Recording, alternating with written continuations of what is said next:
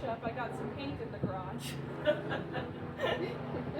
So that was around the tween, early adult, 19, 20, 18-year-old times. And then I can't remember what time this was. I think it was sometime in my maybe late 20s.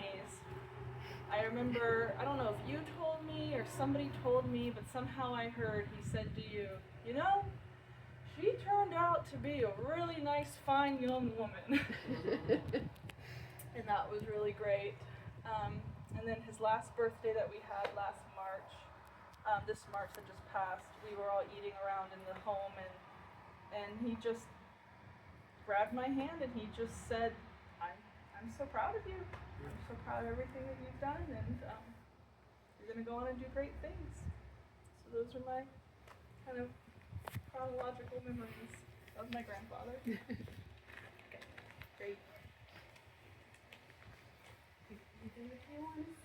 I'll go next. Okay. So Uncle Dan was a wonderful storyteller, and so I have some good memories, especially at family reunions. He really talked a lot, and Yes, you did. and the time when the siblings, Aunt Mary and my mom and Uncle Dan, were sitting on a couch telling stories about the family history and just the structure of the family before any of us were born. But he told a really good story about when he was a little guy. Used to call that being a little shaver. Yeah. He said he was about 3 years old, and his sister was a little bit older, but still a little girl. And he was 5.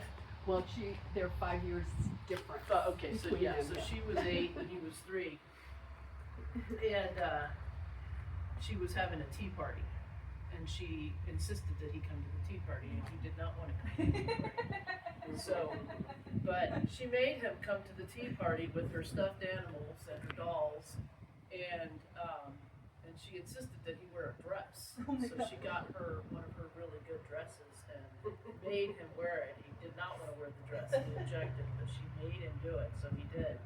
And he came to the tea party, and he says he got so excited he peed in the dress, and that was the last time Aunt Mary ever invited him to a tea party. And incidentally, the last time he ever wore a dress. Right. Yep.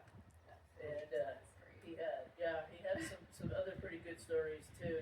The way he tells it, he built the White House with Uncle Jim. Oh, Right. Yeah, the White Grandmama's House in house, Jonesville. Yeah. Grandmama's house. That grandfather Oro would leave them a list of things to do, and they would just do it. So it must have been pretty handy. Did all the plumbing, and it had electricity. It was quite the novel house for that time period. That was 1942.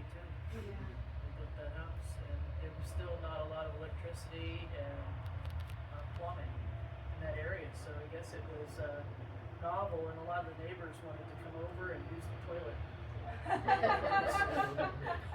They had never seen one. Exactly.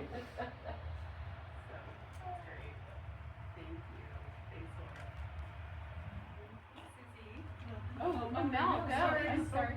Please. One of my favorite stories was that he told when he was a young man, I don't know how old, 10 or 12, and they used to order things from, was it Sears Roebuck? Yep. And you could get used shoes, and he got, Grandmama ordered him a pair of used shoes, and he got the shoes, and one shoe was in perfect condition and the other shoe was all worn out on the sole. And he always surmised and laughed that it must have been worn by a one-legged man, because he couldn't understand how one shoe was totally worn out and had a hole in the sole and the other one was in perfect condition. So that is one of my favorite stories. It's a mystery. That's funny. Yeah. Yes. Hi, I'm Mrs. Michaels. I could say a lot about my father, but I'm not going to go into all of it. I want to talk about how he loved cars. My first memory of a car is a DeSoto with a helmet, guy on the hood, and also I guess I was put in the car and put it in gear and drove the car down the street when I was maybe 2. That was fun. In Ohio, there was a green Ford Falcon station wagon that crisscrossed the United States at least 3 times, including your mom and our dog Jojo. Drooling down the back of my neck, dog. There was an Oldsmobile, Landia Oldsmobile, huge. 2 Cadillacs, an Eldorado and a white something that my mother drove until she couldn't drive anymore. There was a 1959 T-Bird, and it was turquoise and white. It was so cool. Very cool. And a 2004 T-Bird that he had until he couldn't drive anymore. There were 2 Jaguars, a coupe and an XKE, and I've heard some interesting stories from Alan about our dad letting he take Carol someplace. And I thought to myself, well, that's interesting. I never would let my husband take the car anywhere. But Carol and I used to sneak that car out in the garage, out of the garage, and go down PCH. Yeah, we did. And then there was Dad's little red truck was his lost, and I think we think he loved that truck. He loved that truck.